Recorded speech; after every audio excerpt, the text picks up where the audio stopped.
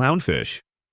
Among the tentacles of a sea anemone, most small fish would be trapped, stung, and eaten, but the clownfish turns that danger into shelter, slipping between the venomous arms as if the poison does not belong to it. Its body is protected by a special mucus layer, which helps the anemone recognize it as something other than prey. This makes the anemone a living fortress, full of weapons that scare away larger predators. For the clownfish, the safest place in the reef is the place most animals avoid. What looks like a soft underwater flower is actually a dangerous home with only one welcome guest. The relationship is not one-sided because the clownfish also changes the life of the anemone. It chases away some animals that try to bite the tentacles, drops bits of food nearby, and keeps water moving around its host.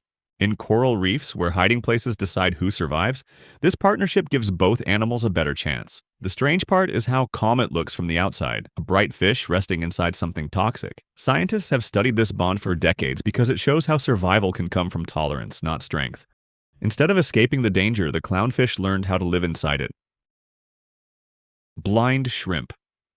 In shallow tropical waters, a pistol shrimp often lives like a builder that cannot fully trust its own eyes. Its vision is weak, but its claws are powerful enough to dig and maintain a small tunnel under the sand. That tunnel becomes a shared shelter not just for the shrimp, but for a gobby fish that stays close to the entrance.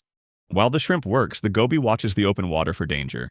The shrimp keeps one antenna touching the fish, using tiny movements as warning signals. When the gobby suddenly retreats, the shrimp disappears into the burrow almost instantly. This partnership works because each animal covers what the other lacks. The shrimp creates a safe home, constantly clearing sand and repairing the walls before the tunnel collapses. The gobby brings sight, speed, and awareness, standing guard in a place where predators can appear without warning. In the open sand, there are not many rocks or corals to hide behind, so this small shelter can decide survival. The strange part is how coordinated they seem. Even without complex communication, one animal builds the house, the other becomes the alarm system. Blind shrimp shows that in nature, weakness can become less dangerous when another species completes the missing part. Pom-Pom Crab. The Pom-Pom crab looks as if it is carrying tiny weapons in both claws. Instead of fighting only with its own body, it holds small sea anemones like living boxing gloves. When a threat comes close, the crab waves them forward, exposing the stinging tentacles toward the attacker. The anemones give the crab a defense that is much stronger than its size suggests. This makes the animal look almost staged, as if it was designed for a strange underwater performance. But the movement is practical, controlled, and useful in the crowded spaces of coral reefs. For a small crab surrounded by hungry fish, carrying venom can be the difference between escaping and becoming food. The anemones also gain something from being carried around. As the crab walks, feeds, and tears apart small bits of food, the anemones can catch leftovers they would not reach alone. They are not stuck in one place like many other anemones, so the crab becomes a moving platform. What makes this relationship even stranger is that the crab may keep holding the anemones almost constantly. If it loses one, it can split the remaining one or search for another, because the tool is too valuable to give up. The result is not just protection, but a full survival strategy built around another living creature. Pom-Pom Crab is one of the clearest examples of an animal turning a partner into a weapon. Sea monster Pact. On coral reefs, a grouper can do something that looks almost too deliberate for a fish. When prey hides deep inside cracks, the grouper may search for a moray eel instead of giving up. It can shake its body, point its head toward the hiding place, and lead the eel to the exact spot. The reason this works is simple. The grouper is strong in open water, but the eel can slide into spaces the grouper cannot reach. Once the moray enters the hole, the trapped prey has to choose between staying inside with the eel or escaping into the open. Either way, one of the hunters may get the meal. It is not friendship, but it is a rare kind of teamwork between two predators. The strange part is that these animals are not the same species and they do not hunt in the same way. A grouper usually waits, rushes, and swallows prey with sudden force. A moray eel moves through the reef like a living trap, pulling animals out of hidden places with its long body and sharp jaws. Together, they turn the reef into a place with fewer safe corners. This kind of cooperation matters because it shows that intelligence in nature is not limited to mammals or birds. Even fish can learn when another animal makes hunting easier. Sea Monster Pact feels unusual because it turns the ocean's hiding places into part of the hunt itself. Farmer ants. Deep underground, leafcutter ants run a system that looks surprisingly close to farming. They cut pieces of leaves and carry them in long, moving lines, but the leaves are not the food they want to eat. Back in the nest, the workers chew that plant material into a soft base for a special fungus. That fungus is the real crop, and it becomes the main food source for the colony. Inside the chambers below the soil, different ants take on different jobs, from harvesting to cleaning to guarding the garden. The whole nest works like a hidden farm, active day and night beneath the forest floor. It is one of the clearest signs that complex food production did not begin with humans. What makes this relationship so unusual is that the fungus depends on the ants just as much as the ants depend on it.